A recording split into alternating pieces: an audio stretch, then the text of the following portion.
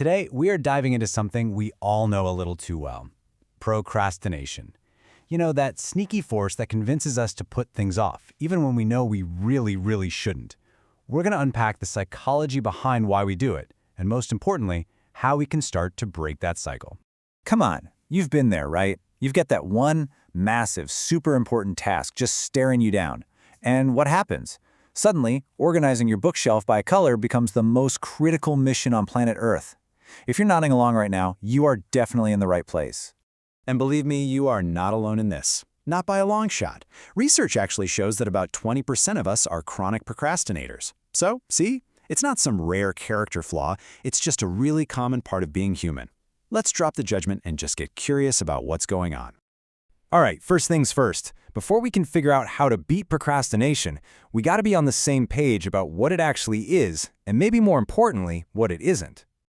Okay, this right here, this changes everything. Procrastination isn't about being lazy. It's not about having a bad work ethic. It is the chronic avoidance of a task. The key word is avoidance. It's really a struggle with self-control, specifically around how we deal with the negative feelings a task brings up for us. And this quote just hits the nail on the head. It's this internal battle, right? Our logical brain knows what we should be doing, but our emotional brain, well, it just doesn't feel like it. And all too often, that need to avoid feeling bad in the moment wins out over our bigger long-term goals. So, if it's not laziness, what's really going on? Let's peel back the layers and take a look at the psychological gears that are turning in our heads when we make that choice to just do it later. So often, we're being pulled in a million different directions by these really powerful forces. Things like perfectionism, anxiety, that fear of being judged, and rumination. These aren't just flimsy excuses, they are real, powerful emotional states that can make putting something off feel like the only logical choice.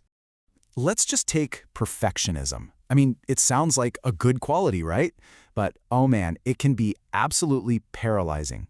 For a perfectionist, the fear of not meeting these impossibly high standards is so intense that it feels psychologically safer to just not even start. It's a paradox. If you never try, you can never fail to be perfect. And then you've got rumination. This is when your brain is like a broken record, just stuck in a loop, playing all the negative thoughts about a task over and over. This is going to be so hard. What if I mess it up? That cycle just makes the dread worse, and procrastination starts to look like a welcome escape hatch. Okay, let's bust a huge myth right now. How many of us say this? Oh, I just work better under pressure. Turns out the research says, nope, not really true. What we're actually feeling is that flood of relief, that dopamine hit from finishing just in the nick of time. We're mistaking the high of a narrow escape for actual high performance.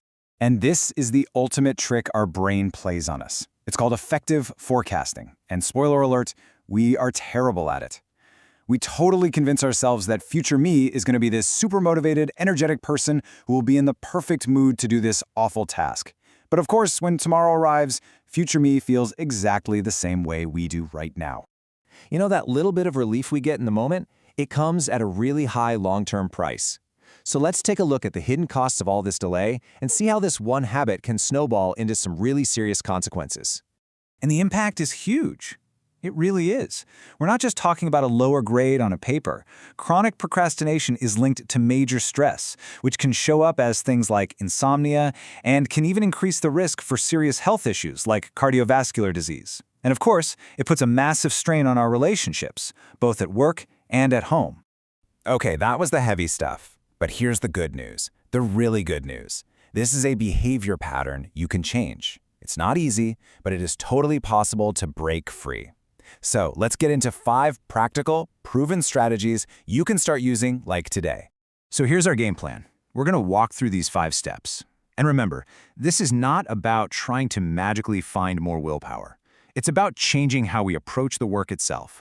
First up, break it down. Our brain loves to procrastinate when a task just feels way too big. So instead of thinking, I have to finish my entire thesis, make the very first step ridiculously small. Like open the document and write 1 sentence. That tiny little win gives you momentum. And to keep it going, you've got to limit distractions. Put your phone in another room. And maybe even make it a game. Set a timer for 25 minutes and see what you can get done. Next, you want to build yourself a buffer. Please, don't plan to start a huge project the night before it's due. Schedule it earlier. Give yourself some breathing room. And that leads to maybe the most powerful idea of all. Befriend your future self. Seriously, think about it. Procrastination is basically dumping a huge problem on someone else, the person you're going to be tomorrow. If you think of that person as a friend, would you really saddle them with an all-nighter and all that stress? Probably not. All right, let's pull all of this together. If you only remember one thing from our time together today, I want it to be this. This is the fundamental mindset shift that can honestly change everything. This is it. This is the whole thing. You can buy all the daily planners in the world, download 100 productivity apps, but if you don't address the feelings underneath it all, the anxiety, the fear, the boredom, you're always going to be stuck. The solution isn't about managing your time better, it's about managing your emotions better. So I'm going to leave you with this question. Forget about that giant, scary project for just a second. What is one small, kind thing you can do for your future self right now to make their tomorrow just a little bit easier? Something to think about. Thanks for tuning in.